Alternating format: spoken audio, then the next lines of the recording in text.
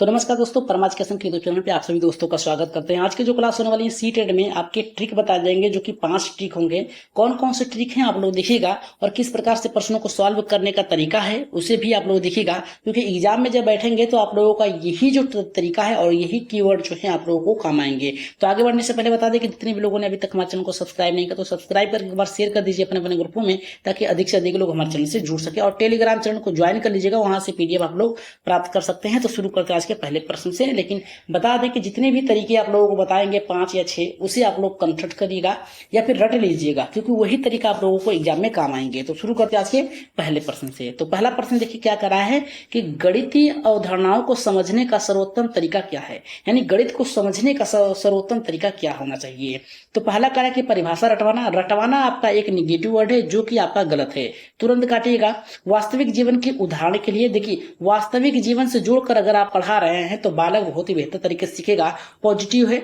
तीसरा करा है गणितीय सूत्र। देखिए गणितीय सूत्र जो होता है 6 से लेकर 8 तक के बालकों के लिए होता है, जो कि आपका गलत है। यहाँ पे आप प्रश्न सॉल्व कर रहे हैं 1 से लेकर 5 तक के बालकों का। तो यहाँ पे देखिए केवल पाठ्य पुस्तकों का उपयोग, केवल आपका एक निगेटिव वर्ड है। इस आधार पे आप लोगों को पता चल गया कि राइट आंसर वास्तविक जीवन के साथ उदाहरण होना चाहिए। जिस प्रकार से अगर बालक आता है विद्यालय में तो आप कहेंगे कि आपने बाहर बाइक देखा, वो कहेगा कि हाँ। आपने पूछा कि कितने बाइकें देखी, तो उसने कहा 2, ठीक है। फिर दूसरे बच्चे से खड़े कराएंगे, उससे कहेंगे कि आपने कुछ जानवर देखे, तो कहेगा कि हाँ। तो कहेंगे आपने कितने देखे, तो वो कहेगा कि 3, उसे भी जोड़ लीजिएगा। फिर तीसरे बच्चे से या फिर चौथे बच्चे से पूछिएगा कि आपने कुछ ऐसे जानवर देखे हैं जो कि जल और थल दोनों में रहते हैं, तो कहेगा कि हाँ। कितने देखे हैं, तो वो कहेगा कि 4। इस प्रकार से आप उसे 5वें बच्चे से जोड़कर उसे या फिर उन सभी से पूछ सकते हैं कितना होगा। तो बालक जवाब देगा सीधा है।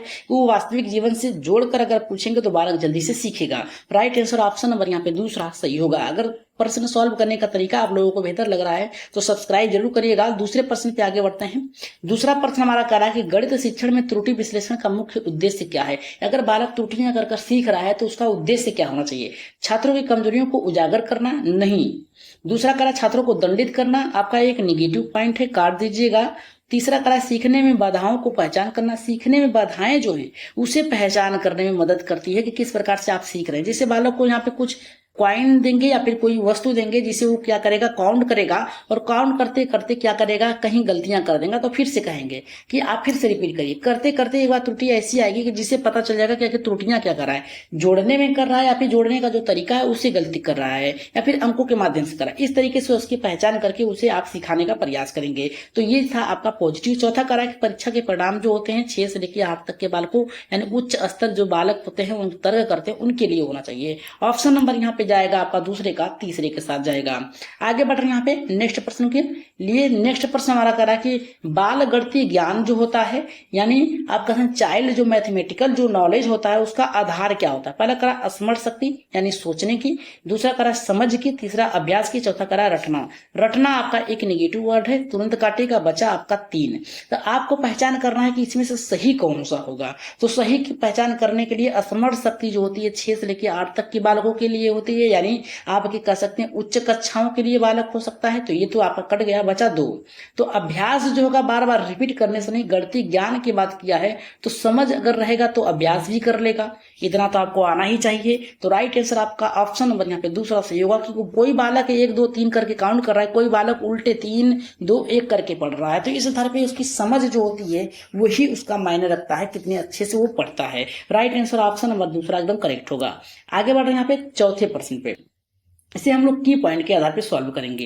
ये तो एनसीएफ है, इसे आप लोगों को आना ही चाहिए। एनसीएफ 2005 के अनुसार गणितीय शिक्षण का मुख्य उद्देश्य क्या होना चाहिए। जटिलता को बढ़ावा देना, यानी कठिनाई को बढ़ावा देने की बात कर रहा है, जो कि गलत है।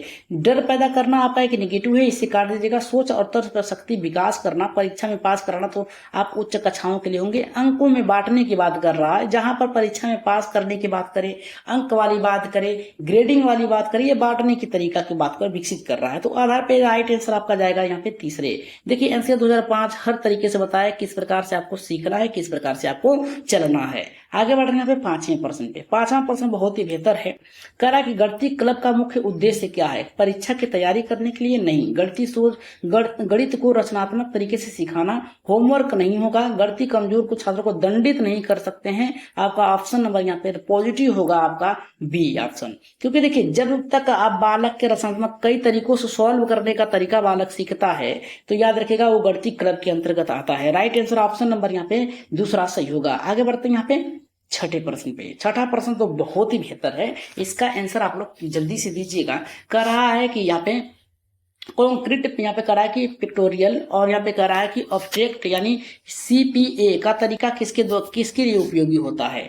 तो ये देखिए कह रहा है भाषा शिक्षण के लिए, सामाजिक अध्ययन के लिए, गणितीय संकल्पनाओं को विकसित करने के लिए और विज्ञान का प्रयोग करने के लिए। तो सबसे पहले तो ये जान लीजिए, आप प्रश्न सॉल्व कर रहे हैं 1 से लेकर 5 तक के, तो उसी स्तर तक के प्रश्नों को आप लोग क्या करेंगे यहाँ पे सोच समझ के उत्तर देने का प्रयास करेंगे। तो छठे का जो राइट आंसर जाएगा यहाँ पे गणितीय संकल्पनाओं को विकसित करने के लिए होना चाहिए। तो राइट आंसर ऑप्शन नंबर यहाँ पे तीसरा सही होगा। देखिए पहले बालक जो होता है, नवजात शिशु जो होता है यहाँ पे 0 से 2 वर्ष में चलना शुरू करता है, फिर इसके बाद प्रारंभिक बाल्यावस्था में आता है 2 से 6 वर्ष, और यहाँ पे फिर मध्य बालक 6 से 12 वर्ष, और 6 से 12 से 18 वर्ष जो होता है किशोरावस्था के अंतर्गत चल जाता है। तो बालक जो होता है ये शुरुआती क्रम होता है। आगे बढ़ रहे हैं यहाँ पे 7वें प्रश्न पे। 7वां प्रश्न देखिए बहुत ही बेहतर है। ये कह रहा है कि जब बच्चा जोड़ को बार बार भूल करता है तो शिक्षक को क्या करना चाहिए? जिस प्रकार से एक लड़की लिख रही है 6 + 1 8 लिख दे रही है, दूसरा यहाँ पे 5 + 2 कर रहा है, ये भी 8 लिख रहा है, लेकिन तीसरा बालक जो है 3 2 5 करके लिख रहा है। इस प्रकार की कठिनाइयां जो है उसे शिक्षक को किस प्रकार से पहचानना चाहिए? सजा देकर, नेगेटिव वर्ड है तुरंत काटिए, रटवाना नेगेटिव वर्ड है काट दीजिएगा, उसकी त्रुटियों को विश्लेषण करना, किस प्रकार से गलतियां कर रहा है, वैकल्पिक तरीका अपनाना, यही आपका राइट आंसर होगा। उसे नजरअंदाज नहीं कर सकते हैं। इस आधार पर हम कह सकते हैं कि राइट आंसर आपका तीसरा जाएगा। क्योंकि अगर बालक किस प्रकार से जोड़ नहीं कर पा रहा है तो इस प्रकार से तिल्लियों का प्रयोग करें।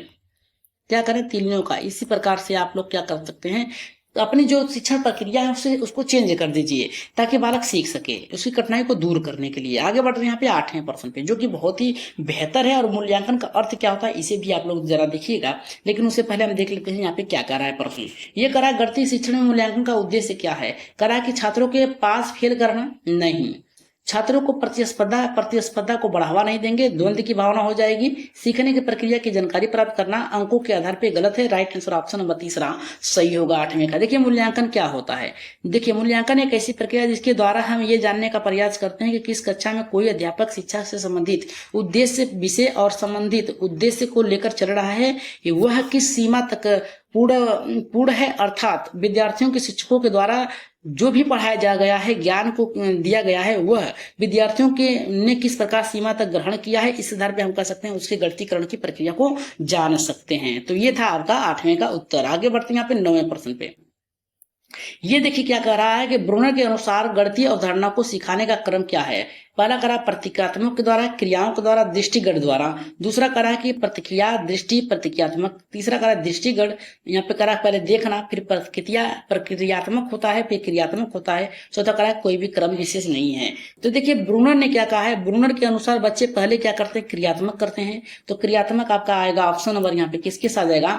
दूसरे के में पहला आया। फिर इसके बाद क्या करते हैं? दृष्टिगत देखते हैं, तो दृष्टिगत आपका आ गया। फिर इसके बाद क्या करा है? प्रतीकात्मक की बात किया है, तो ये आपका आ गया तीसरे। राइट आंसर ऑप्शन नंबर यहाँ पे दूसरा एकदम सही होगा।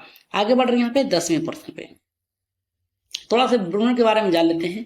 ये महोदय क्या कहते हैं? ये कहते हैं कि जो ब्रूनर हैं, इनका जन्म 1 अक्टूबर 1915 को हुआ था। मृत्यु जो हुई थी 5 जून 2016 में हुई थी। ब्रूनर एक अमेरिकी मनोवैज्ञानिक है जिन्होंने मानव के संज्ञानात्मक विकास तथा संज्ञानात्मक अधिगम का सिद्धांत उल्लेखनीय योगदान दिया है। मुख्य बिंदु जो है जोरम ब्रूनर का परिचय है। ये आप लोगों ने देखा है किस प्रकार से इन्होंने अपनी जो थ्योरी है उसे प्रकाशित किया। इनका जन्म जो हुआ था ये कब हुआ था और मृत्यु इनकी कब हुई थी, ये आप लोग थोड़ा सा देख लीजिएगा। ये करा के संख्यात्मक बोध जो होता है, नंबर सेंस का अर्थ क्या होता है, संख्याएं गिरवाना, अंक रटवाना, आपका नेगेटिव तुरंत काटते चलिएगा, प्रश्नों को सॉल्व करिएगा तो देखिएगा एक नजर में जो नेगेटिव हो तुरंत काटिएगा। संख्याओं को समझ और लचीलापन, एकदम राइट आंसर ऑप्शन नंबर तीसरा सही होगा। याद करवाना आपका नेगेटिव वर्ड है, संख्या गिरवाना आपका रटवाना है, राइट आंसर ऑप्शन नंबर यहाँ पे तीसरा सही होगा। किस प्रकार से बालक क्या कर रहे हैं, क्रमों के साथ यहाँ पे सीख रहे हैं, लूडो के द्वारा, सुडोकू के द्वारा इस प्रकार से सीख रहे हैं ताकि बालक अच्छे से उस संख्याओं का बोध कर सकें। आगे बढ़ रहे हैं यहाँ पे नेक्स्ट प्रश्न जो कि 11वां है। ये देखिए क्या कर रहा है कि गणित का डर दूर करने के लिए शिक्षक को क्या करना चाहिए, करा के अधिक होमवर्क नहीं, सख्ती से बढ़ावा नहीं, रुचिकर गतिविधियों से बढ़ावा देना चाहिए। जिस प्रकार से हमने आपको बताया कि इनको कुछ यहाँ पे टॉय दे दीजिएगा या फिर कोई वस्तु दीजिएगा जिसके माध्यम से वो सीखें, यानी शिक्षण रणनीतियों को बदलना चाहिए ताकि बालक अच्छे से रुचि ले उसमें, यानी डर को हटाना चाहिए और नंबर सेंस को बढ़ाना चाहिए। आगे बढ़ रहे हैं यहाँ पे 12वें प्रश्न पे। तारे जमीन आप लोगों ने देखा ही होगा, अगर चैनल को पे नए हैं तो सब्सक्राइब कर लीजिएगा और शेयर कर दीजिएगा जिन लोगों ने अभी तक सब्सक्राइब नहीं किया है। करा कि बच्चे का गणितीय तर्क, मैथमेटिकल जो यहाँ पे रीजनिंग होता है, विकसित करने के लिए कौन सा तरीका प्रभावी होगा, रटने पर जोर देना, गलत समस्या आधारित शिक्षण, प्रश्नों को उत्तर बताना, गलत पाठ्य पुस्तक पढ़वाना, गलत, राइट आंसर ऑप्शन हमारे यहाँ पे दूसरा सही होगा। यहाँ पे देखिए अगर ये फैन गिर गया तो कैसे गिरेगा, यानी किस प्रकार से बालक सोचता है तो उसकी सोच को यहाँ पे और भी मान्यता देनी चाहिए ताकि वो अच्छे से आपसे प्रश्न कर सकें। अगर प्रश्न बार प्रश्न बालक पूछ रहा है तो समझिए बहुत ही अच्छे तरीके से तर्कात्मक सोच को विकसित कर रहा है। यदि एक छात्र बार घनमूल निकालने में गलती कर रहा है तो शिक्षक को क्या करना चाहिए, उसे फटकार लगानी चाहिए, गलत है, उसको यहाँ पे ट्यूटर करना चाहिए और यहाँ पे करा कि प्रक्रिया को पुनः भौतिक उदाहरण समझाना चाहिए, उसे परीक्षा में बैठने से रोकना चाहिए, गलत है। राइट आंसर ऑप्शन नंबर यहाँ पे 13वें का जो जाएगा आपका यहाँ पे तीसरे के साथ जाएगा, ऑप्शन नंबर यहाँ पे तीसरा सही होगा। उसकी जो प्रक्रिया है उसे चेंज कर दीजिए आप लोग।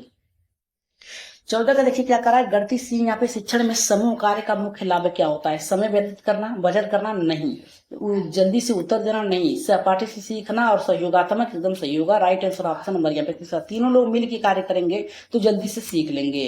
आगे बढ़ रहे हैं यहाँ पे 15वें प्रश्न पे। 15 का करा है कि बच्चों को गणितीय समस्या को हल करते समय कौन सी आदत विकसित करनी चाहिए, उत्तर की पुष्टि करना, किस प्रकार से उत्तर है, एकदम सही है, पॉजिटिव है।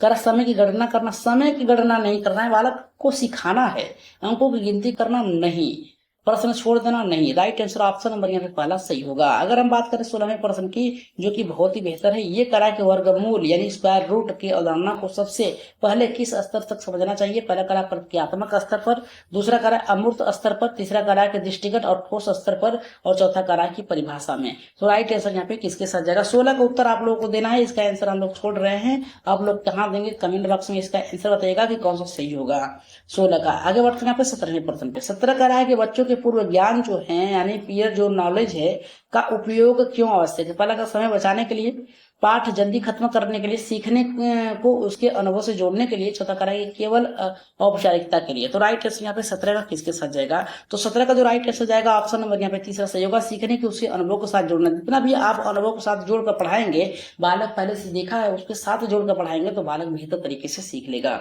अगर हम बात करें 18वें प्रश्न की जो कि बहुत ही बेहतर है, करा एनसीए 2005 के अनुसार गणितीय शिक्षण में किसकी भूमिका होती है, ज्ञान देने वाले की, अनुशासन बनाने वाले की, सहायक मार्गदर्शन के लिए, केवल परीक्षा केंद्रित होने चाहिए।